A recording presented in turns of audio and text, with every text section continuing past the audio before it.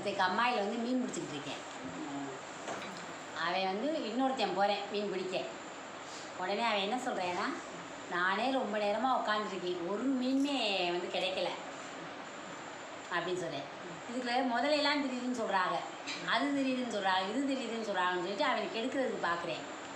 அப்போ அவன் சொன்னேன்னா, பரவாயில்லப்பா, அந்த முதலை வந்து என்னைய கடிக்க வரப்போ ஒன்றையும் பக்கத்தில் தானே இருக்குது, ஒன்றையும் தானே கடிக்கும், 2 பேரும் தானே அதை கடிவிட்டுரும், அதனால வந்து பரவாயில்ல, எதாக இருந்தாலும் பரவாயில்ல நம்ம அப்படின்னு சொல்லிட்டு இப்போ வர்ற மீனை பிடிப்போம், வந்தால் பிடிப்போம், வரலாம் வீட்டுக்கு போவோம் அப்படின்னு சொல்லிட்டு இன்னொருத்தன் வந்து தைரியமாக புத்திசாலித்தனமாக சொல்லிட்டேன். உடனே அவன் யோசிக்கிறேன், என்னடா நம்ம இப்படி முதலெல்லாம் சொல்லி பயமுறுத்துறோம், ஆனால் அவன் பயப்படாமல் தைரியமாக சொல்கிறேன் அப்படின்னு.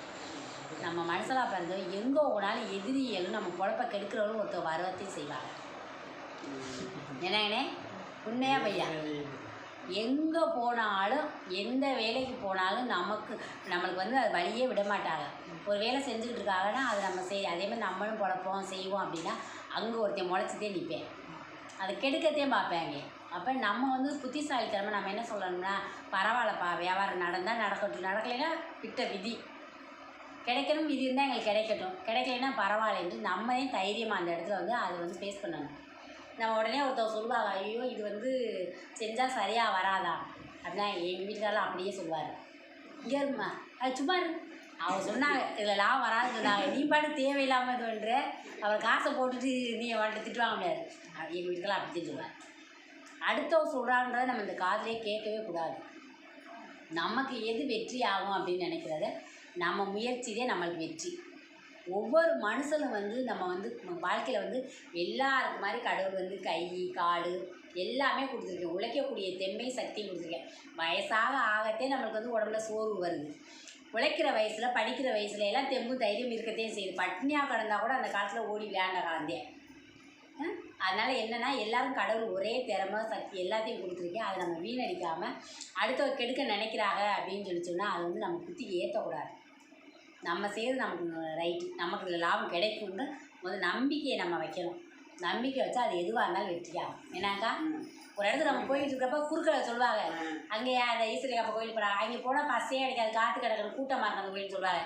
ஈஸ்வரிக்கா அதை கேட்க மாட்டாங்க, பரவாயில்ல, ஏன்னாக்கா நான் நின்றாலும் சாமியை வரிசையில் நின்றாலும் நான் நின்று கும்பிட்டு வருவேன், அப்படித்தான் போகணும்.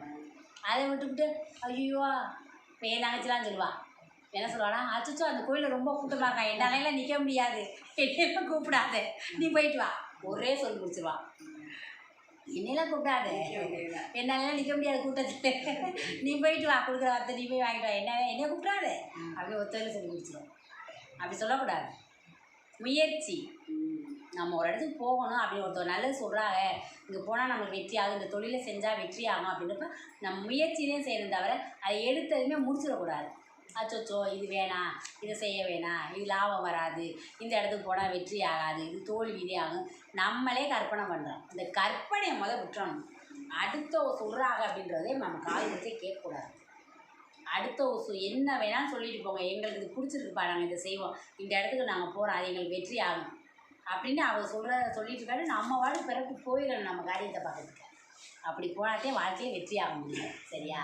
இதே எங்கள் அத்தை மாரியாத்தா சொன்ன கதை எல்லாத்துக்கும் புரிஞ்சுருக்காங்க. அதாச்சு